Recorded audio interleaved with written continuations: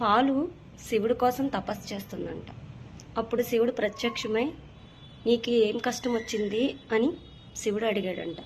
అప్పుడు పాలు నేను ఆవు నుంచి వచ్చేటప్పుడు ఎంత పరిశుద్ధంగా ఎంత ప్యూర్గా వస్తాను, కానీ ఈ మనుషులు నాలో పులుపు వేసి నా మనసును విరగొడుతున్నారు అని చెప్పిందంట.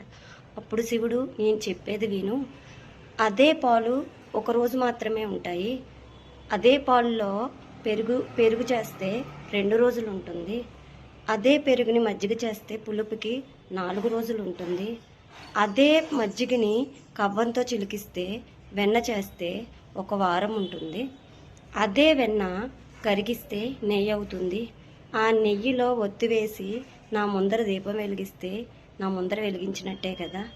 అలాగే జీవితంలో కూడా ఎన్నో మార్పులు వస్తూ ఉంటాయి.